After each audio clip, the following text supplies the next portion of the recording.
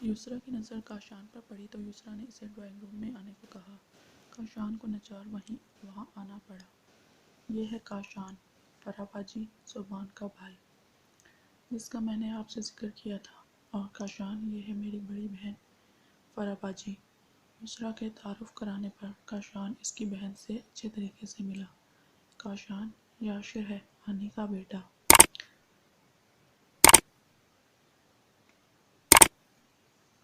صوبان نے کاشان سے عاشر کا تعارف کرایا تو کاشان کے چہرے پر ایک دم سنجیدگی آئی۔ عاشر نے مسکرا کر اس کے آگے ہاتھ بڑھایا۔ صوبان سے کافی ذکر سنا ہے تمہارا، عاشر نے خوش اخلاقی سے کہا تو کاشان چہرے پر بغیر مسکراہٹ لائے عاشر سے ملنے لگا۔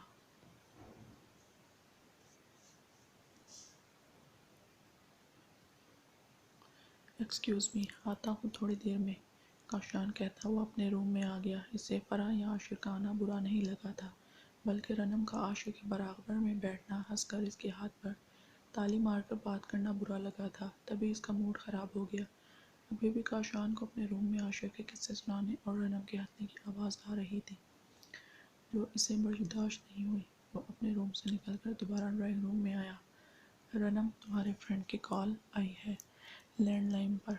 ڈرائنگ روم کے دروازے پر کھڑے ہو کر کاشان نے رنم کو مخاطب کیا اور وہاں سے چلا گیا۔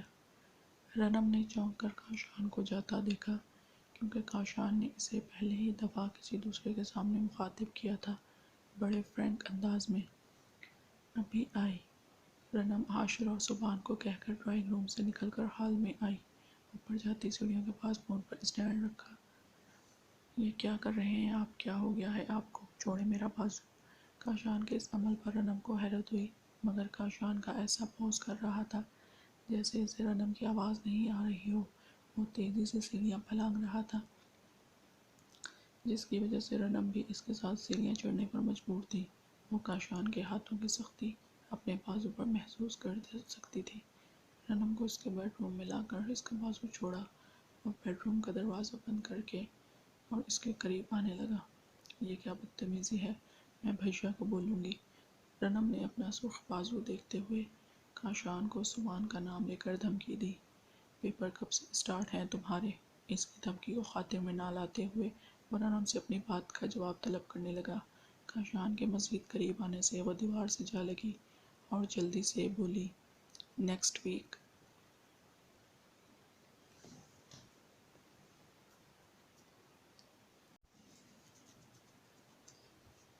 رنم کے دیوار سے لگنے پر کاشان نے دونوں ہاتھ دیوار پر ٹکا کر اس کے فرار کا راستہ بند کیا۔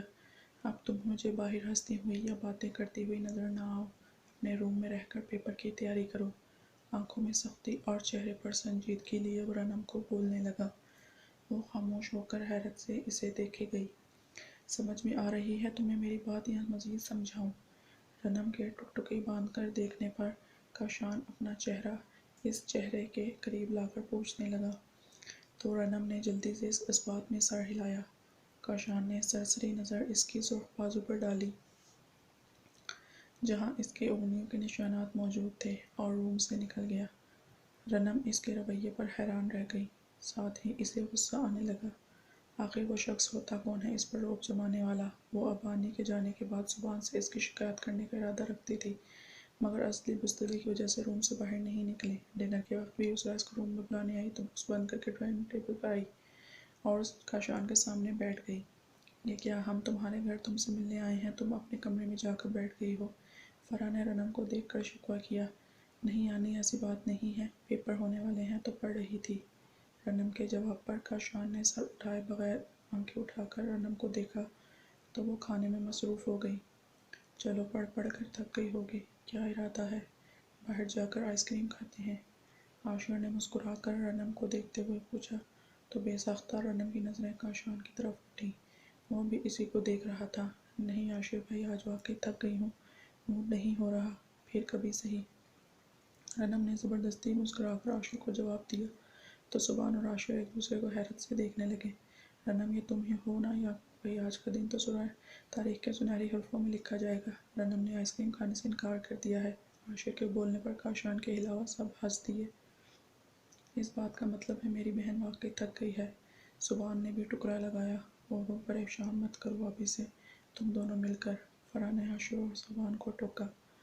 युसरा, तुम एक जवान बेटी की माँ हो, मगर फिर भी तुम्हें अकल से होकर नहीं गुजरी। तुम कैसे एक जवान जहान लड़के को अपने घर में रख सकती हो। फराह ने आज काशान को देखा तो अपनी बहन को अकल दिलाने लगी।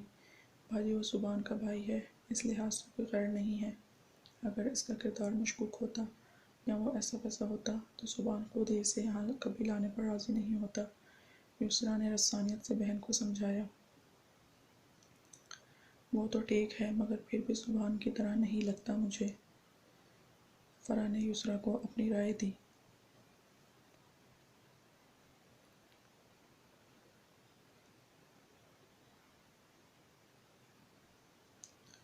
मेरे सुबान की तरह कोई हो भी नहीं सकता, आखिर को बेटा जो है वो मेरा। युसरा ने मुस्कुराकर कहा तो फराह भी मुस्कुरा दी।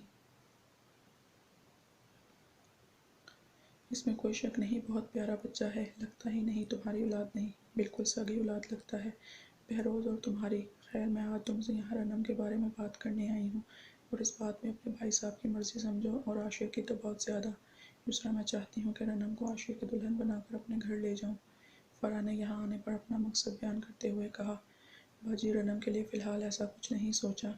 मैंने या बहरोज़ ने, अभी तो वो पढ़ रही है। दूसरा ने टालने के अंदाज में कहा। वो अपनी बहनोई की नेचर को भी अच्छी तरह जानती थी, और दूसरा, वो अपनी बेटी के लिए हर लिहाज से परफेक्ट इंसान चाहती थी। चलो, जब भी ऐसा कुछ सोचो तो आशिर को अपने दिमाग में रखना। फराह की बात पर वो खामोश हो गई। अभी तक जाग रहे हो, सोए नहीं? काशान ने सुबान के रूम में इससे बात करने की गरज से आया तो रूम के टेरेस पर खड़ा देखा तो काशान चलता हुआ वहीं पर आ गया। नींद नहीं आ रही थी यार, सुबान ने तारों को देखकर जवाब दिया।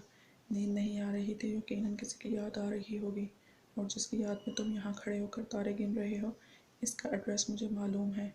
मगर क्या है ना, एक छोटा सा काम तुम्हें भी मेरा करना होगा। काशान के बोलने की देर थी। सुबान ने इसकी तरफ मुड़कर बेसाख्ता इसके शानों को पकड़ा। सीरत से मिले हो तुम काशी? कैसी है वो और कहाँ है? प्लीज़ जल्दी बताओ। कितना परेशान था वो जब से इसने सीरत के बारे में सुना था। वो यही सोच रहा था, आखिर कहाँ ढूंढे इसे। धीरज मेरे भाई, आराम से। यार, तुम तो मुझसे भी ज़्यादा बेकरार निकले, काशान ने इसकी हालत को देखते हुए कहा। फिर अपनी और सीरत की कल वाली मुलाकात के बारे में सुबान को बताया, और साथ ही इसका एड्रेस भी दिया। मगर अभी भी सोच लो, पहले वो उड़ाने वाली बिल्ली थी, अब तो पंजे भी रखती है। काशान ने मुस्कुराते हुए सुबान को आगाह किया। सुबान आसमान की तरफ देखते हुए खुदा का शुक्र अदा करने लगा। इसे सीरत के बारे में इल्म हुआ। तुम्हें नहीं मालूम काशी वो कितनी बेवकूफ़ है, पता नहीं क्या क्या करती फिर रही है। सुबान ने तासुब से कहते हुए नफ़ी में सर हिलाया।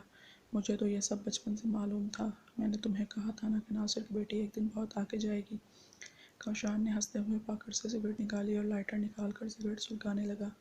छोड़ी नहीं तुमने सिगरेट पीना? अच्छी आदत नहीं है ये काशी, सुबान ने इसको देखते हुए कहा।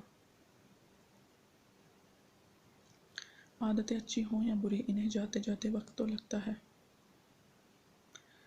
काशान चांद को देखते हुए कहने लगा।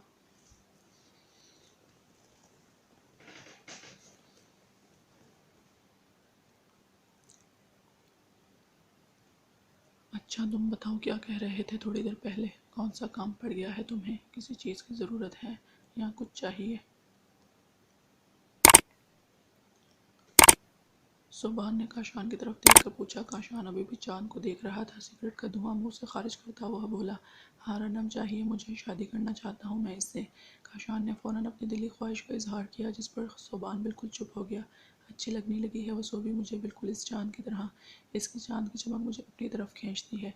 मेरे दिल के हर कोने को रोशन कर दिया है इस चमक ने, मगर वो इस चांद की तरह मुझसे कोसों दूर भी है।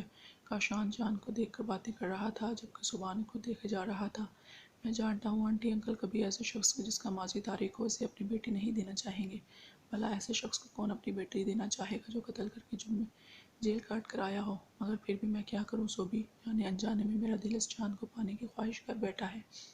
اور مجھے لگتا ہے یہ خواہش میری تم پوری کر سکتے ہو۔ پلیز میری بات آنٹی اور انکل کے بیٹے کی طرح نہیں، میرے بھائی بن کر سوچنا آرام سے۔ سگریٹ کا دھواں پھینکتا ہوا وہ صوبان کے کندھے پر اپنا سخت ہاتھوں کا دباؤ ڈال کر وہاں سے چلا گیا۔ اب صوبان دوبارہ اکیلا کھڑا اس چاند کو دیکھ رہا تھا۔ اس کا بھائی اسے سیرت کے مسئلے سے نکال کر دوسری الجھن میں الجھا گیا۔ وہ رنم کی خواہش کرتا ہوا صوبان کو بالکل چھوٹا سا بچہ لگا تھا۔ کیا مجھے کاشی کی بات ماننی چاہیے؟ مما تو راضی ہو جائیں گی، کیا بابا راضی ہوں گے؟ صوبان سوچتا اور رنم وہ ایڈجسٹ کر پائی کہ کاشی کے نیچر کے ساتھ صوبان نے سوچتا مزید الجھ گیا۔